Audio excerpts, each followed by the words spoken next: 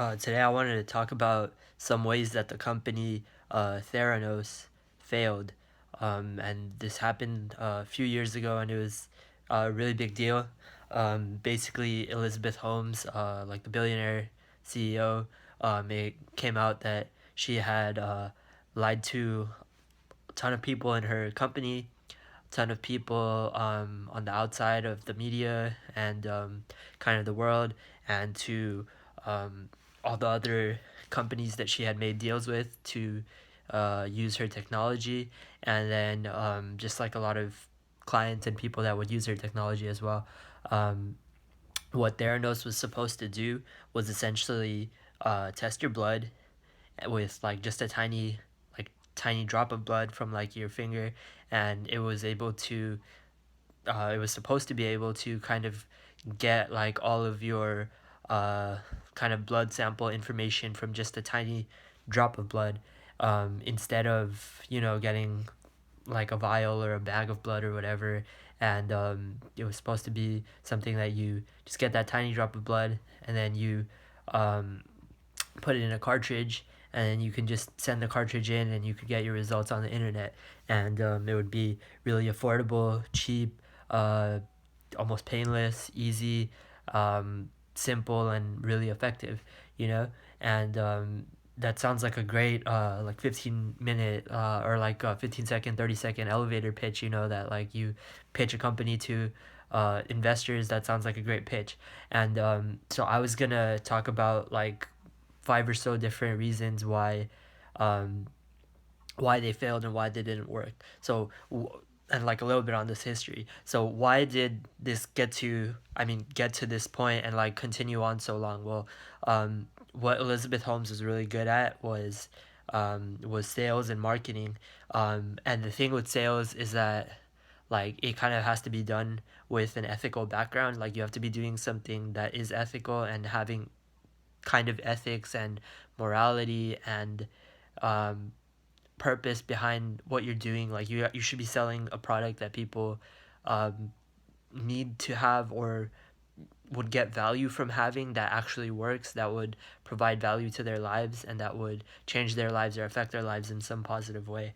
You know, um, Sales will kind of convince people to do things and like make people uh, more likely to do things or make them want to do things, but um, again, it should be used ethically, and like used to uh, get them to buy things that have value and that can help them in some way, because otherwise you're um, kind of selling them that something that is bad or that may harm them or that doesn't work and can be a bad thing.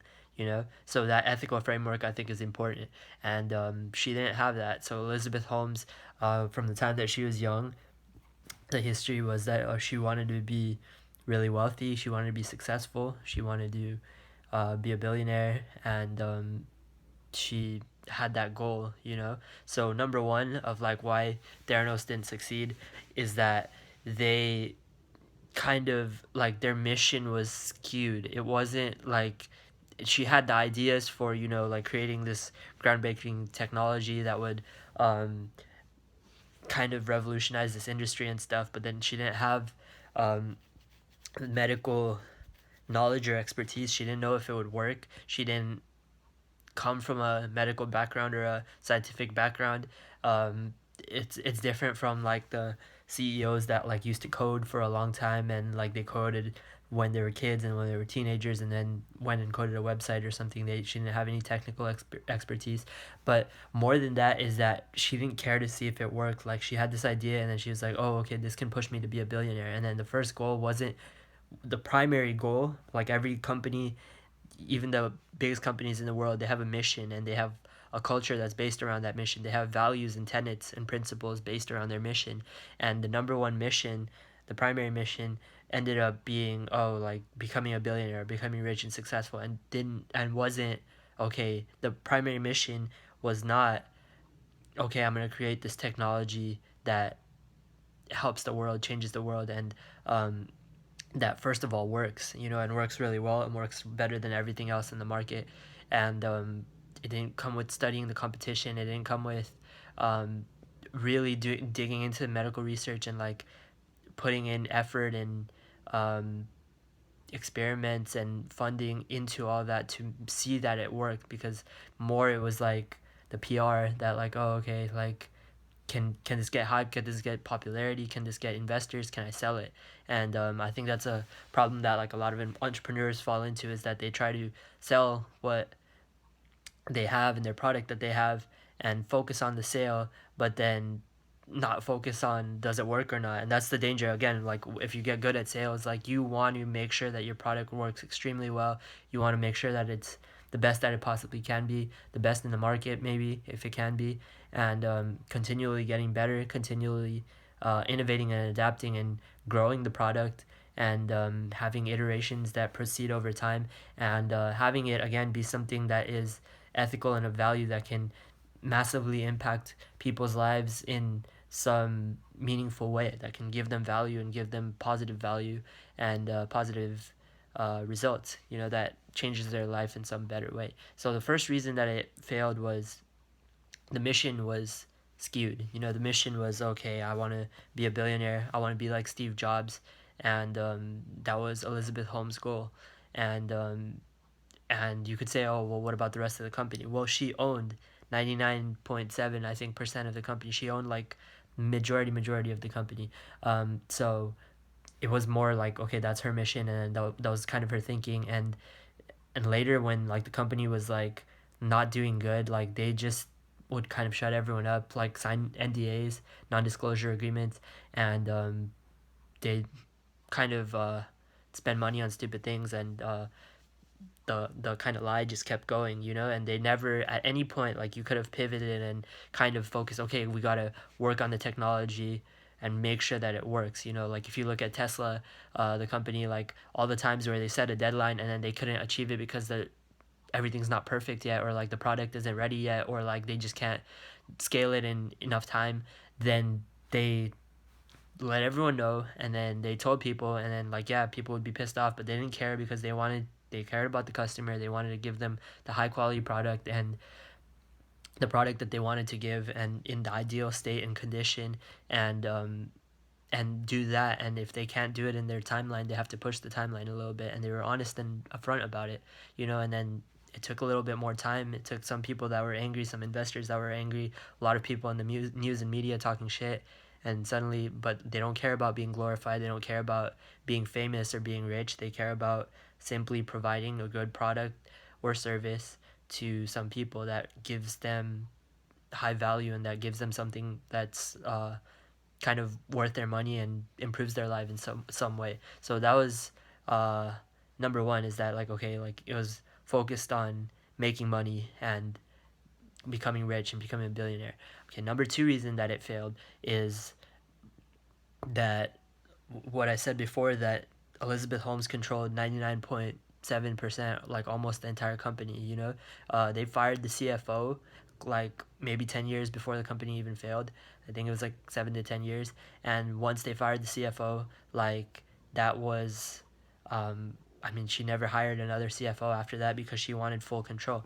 And if you study history and you study different bodies of government, and you study companies, you study kind of leading like enterprises, you know, companies, and you study hedge funds and like other organizations, and you see that quickly, like it should never be like an absolute ruler who's like in charge of everything, and that never works well. I forgot where I like heard this, but it's like power should be kind of like centralized, or like, you know, like how they did the American government, how the founding fathers did the American government, where there's checks and balances, there's multiple people, not one person has all the power. And the reason one person doesn't have all the power is because they're human, they're flawed, and they have certain strengths, certain weaknesses, and they for sure have certain blind spots. And if one person calls all the shots, then who's doing the ruling? Really, it's like their ego that's doing the ruling. It's their dick that's doing the ruling, and that gets to call the shots and say what happens or what doesn't. And then like you don't want that to happen. You don't want your ego to be in charge, because necessarily you'll fail and lose at some point. Versus if the goal of a company should be where like you create the mission, you create the vision, and then the company is has these principles, it has this culture, and then there's a lot of people that are kind of on the same page with that culture that's meaningfully improving and affecting the world in some positive way. And um and there's a lot of people in line with that, and there's no one single person in charge. There's a balance in power, because that way the the balance kind of like they outweigh each other. Some there's like strengths and weaknesses, and that's why you see like a couple of founders for a company for like the huge startups and not just one, because like they have to balance each other out, they have to balance their strengths and weaknesses out, and it has to be about like a larger mission, something greater than yourself, and not just about yourself or your fame or your ego or making you money. It's about something more, like about the mission, and when there's multiple people, it kind of helps to achieve that. And again, when you have just one person in charge of everything, there's a massive risk to ego, that um, it's the ego that's kind of ruling everything, and like nothing really good comes from that. It should never be one person in charge, because blind spots come out, ego comes into play, and one person can't rule everything. And the Steve Jobs quote really comes to mind, that like he talks about how greatness comes as a team package. It's never one person, and it has to be a team. It necessarily must be a team, because they balance each other's weak points out, and they can become great, become something divine when they're a team. That like individually they're just one person. And he talks about the Beatles, how like individually each of them, they did great work, amazing work as one person, but then to do like world changing work, create world changing music, create history, become like the greatest band in history, it required all four of them, and they balanced each other's weak points out. And a great team was the Beatles to him. And then he was like, yeah, you need a great team, you have to hire great people and find other great people, that share the mission, share the values, share the vision. So what ended up being the mission and values and vision of Theranos was um, was kind of secrecy, people keeping their mouths shut, public eye just pushing that more and more, getting politicians to support them, famous people to support them, to keep shooting their valuation up, and basically create like a shell and an image that seems like something great. And again, she succeeded in her mission, which was like have become a billionaire, become famous, become seen as someone great in society, become rich, become successful, and have that mission and lifestyle, and kind of all the frills that come with that. But then there wasn't the substance of an actual product that works, and like it was like creating a shell, but like you can't build a company on that. So I'd say that's the second thing, is that like it has to be a team thing, and it can't be just one person controlling everything. um and then let's see if I wrote it. Then the third thing for Theranos and why they kind of failed is trying to remember, might take a second. um I guess that like the third thing, that like third reason that they kind of failed, is that um like I guess at any point they didn't like stop. They just kept going. And at at some point, like, you need to kind of take that reality check and be like, okay, like this isn't working, this is gonna fail, and embrace reality. And like they never really did that. And they kind of got caught up in just keep going, and the kind of glamour of all of it, and like they never really embrace the reality that their technology is not working, what they're doing isn't working. And so that's like one thing. And then I think like third, maybe fourth thing that I could say, that's a huge one, is that they kind of they got caught up in like the lifestyle of an entrepreneur, like the monetary thing, where the lifestyle, the look of it, the feel of it, and like getting doing all the interviews, doing all the press releases. And they redid their entire office to make it like much fancier and much nicer, and did like photo shoots and press releases and um, kind of interviews and like inspiration talks and stuff, and like focused on image and glamour and funding and lifestyle and all of that, and on becoming a celebrity and becoming quote unquote like the wealthiest woman in the world and stuff, like richest woman, youngest self-made uh, female billionaire, etc., and focused on that and not on just creating a product that works. So this is something like a principle you kind of see. You see it with celebrities, you see it with entrepreneurs, you see it in a lot of different fields, and you see it now in the social media age where you can focus on being a great worker or great at your craft. So if you're an artist, you're a musician, you're um, an athlete of some kind, you can focus on being the best in the world at it, or you can focus on being pretty good and then becoming a celebrity at it. And people, and the thing with that is, especially today with social media, when you're becoming a celebrity at it, suddenly it's like you're a celebrity at it, that makes you feel like you're doing good as an athlete or as a musician or at your craft, whatever it is, and like you're mastering it, when you're not. You're just fucking posting on social media and you're like posting about it. You're getting fame and hype, you're getting interviews, you're getting praise and acclaim, and you're getting fans and people like heralding you, you know, and news stories about you and all that. Like it just goes on and on. But like all that does is feed the ego, and it doesn't feed the purpose or the mission of just doing the simple product that works and that helps people out, and having it work, and having it work well, and continuing to innovate and improve that. And the people that do that, the practitioners that like really become the best in the world, they like know that you can't do the lifestyle and you shouldn't do the lifestyle, and that's like a huge piece of advice that I'd give like to entrepreneurs. I'm a lifter, and like as a lifter and as a coach, like I give that advice to my clients and to my friends, that like, okay, don't post on social media that much. Like all the friends that I'm powerlifters, um, that I'm like kind of friends with, they like all they can get caught up in social media and like posting everything, and like you get into, and this happens in all these other fields, where you get into this hype of posting that like, oh, I'm doing this, and you're getting likes and you're getting validation, and you're feeding your ego, and you're feeding that desire that we have, that primal need to be accepted, to be loved, and to get like social approval for what we do.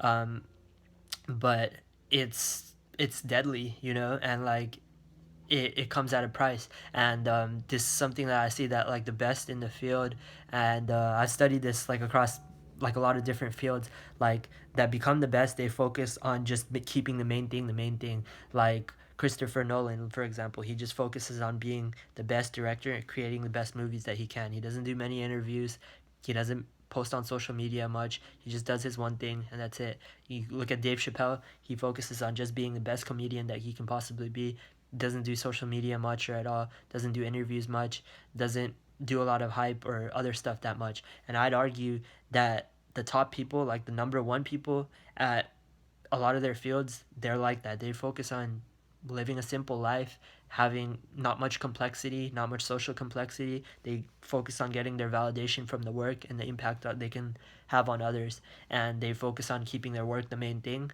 and keeping everything simple, continuing to progress with that. And they take it to the level that few people can, because they don't do the social media, they don't do the um, the hype, the interviews, the photo shoots, the magazines, and all of that. They don't go with the lifestyle. They don't do the parties and the friend circles and all the bullshit, you know.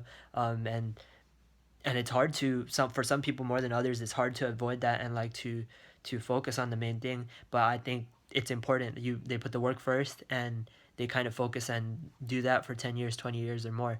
Um, and Elizabeth Holmes, with Theranos, she didn't do that. And like when the company was doing really badly, really poor, really horrible, she just um, kept going, you know, with like photo shoots and interviews and TED Talk and all of this stuff, you know, and like kind of kept pushing that, and got caught up really in the lifestyle of it. And I think getting caught in the lifestyle was huge, because that was one thing that like I'm sure some like tiny part of her maybe did want to make the technology work at some point, but like at no point could she like take steps back because she was caught up in the lifestyle she had. Like, you can't, that's the point, is that you can't focus on your product when you have to go and do all these interviews and photo shoots and um, do all these flashy things, and you have to go and talk to people and smile on camera and like post on social media constantly and put up this image of someone you're not, but like create that act, and do all of that. And it's the same thing if you have a business. You feel like you're doing a lot for your business when you're posting on social media all the time, but maybe you're not. And the most successful companies in the world, they're quiet, they're simple, they don't post on social media, they don't have to do the lifestyle because their work is very hard and very difficult. And for them to dominate at it for 20 years means that they've had to grow and adapt and continue to adapt and innovate, and they focus on their work primarily and don't do too much else. And she didn't do that, so Theranos didn't really do that. um, so those are, I mean, like a few kind of thoughts on why the company Theranos failed. And Elizabeth Holmes, I mean, like, kind of, you can say, like, she literally became a billionaire with, like, nothing, like, with no product, nothing that works, just, like, kind of talking out of your ass, really, like, just sales and getting people to like her, and kind of saying things and getting people to enjoy it, like it, and, like, kind of like what she's talking about and stuff and believe her. And the number one problem with that and getting good at sales and becoming a good orator like that, and I've seen this as like I've written a book before, and I've done some public speaking, and I see like the better you get at talking and speaking, it's always easier to talk, to speak, to write, to be good with your words than it is to actually do the thing. To do the thing is much harder. And I think the number one problem, and she had this problem too, is that the better that you get with talking is that you start to believe your own bullshit. You start to, I mean, your ego can be talking and you'll believe it. People will be supporting you, they'll be championing you, and like kind of holding you up to the standard, to this light, like little girls like worshipped her and stuff, and like they're like, okay, she's the female Steve Jobs, the richest, youngest female billionaire in the world, and she's changing the world, and like all of this, and you start to believe your own bullshit, and then like also believe that you can say things and make changes, make a difference, and like that you're like a god or something. You start to believe that, and it sounds ridiculous and stupid, but if you're in those positions, like you really start to believe that. I think Steve Jobs too at some point, and this is why they say that hubris and ego and fatal pride is what typically kills the hero. Every hero, they say, has like a fatal flaw and has something that destroys them, but time and again, like the most common one is hubris, is fatal pride. And Steve Jobs arguably suffered this fate. It's like a tragic story because like when he had cancer, he was like, no, like, okay, I'm working, my work's too important, I can beat this with vegetarianism and veganism, and I can try um, alternative methods to beat my cancer. And he really tried that, but like, I mean, and this is my own personal opinion, but I feel like that's almost like a prideful thing, and like it cost him, unfortunately and sadly, in the end. Whereas like he kind of could have, I mean, just taken the chemo. If he'd done it, it was an early detection, and he could have beat the cancer. So ego and pride kind of can take over, and like that's like a big problem, is that um, just believing your own bullshit. I think that's the thing that Elizabeth Holmes, even when the company's failing and like everything is going to shit, like even then she felt like she could talk and like talk her way out of it because she'd done that all her life and she's pretty good at it. And I think the most dangerous and most fatal thing of all of that is that you start to believe your own bullshit. You get so good at sales, so good at talking, so good at speaking and writing and doing press releases and doing interviews and stuff, and getting people to believe you when you talk, that you start to believe your own shit. You start to believe you're worth something when maybe you're not. You start to believe like your product works when it doesn't. You get that like reality distortion field where you feel like you can say something and make it reality when it's not true. I'd had that in the past when I was younger, where I felt like you felt literally invincible, like you can do certain things, and it's fatal because we're human, we are supposed to die, and we're supposed to be flawed. That's why you have to have a team, you have to have other people when you run a company or do anything really, because do anything at a high level really, you need a coach, you need other people, because they keep your ego in check, they tell you realities you don't want to hear, and you have weaknesses. Inevitably you have like lackings and shortcomings as a person, and individual traits, that like other people can help and can help strengthen. Their strengths can be your weaknesses. um, I think in the end she believed her own bullshit a lot, and um, that and not trying to change things even till the very end is what led to their demise. So that's kind of some thoughts of mine on Theranos and what led the company to fail. If you enjoyed this video and you've seen it through to the end, please like it, and comment what you thought, and like, comment, share, subscribe, and kind of let me know what your thoughts are on the whole topic at the bottom. Thanks, and see you guys next video.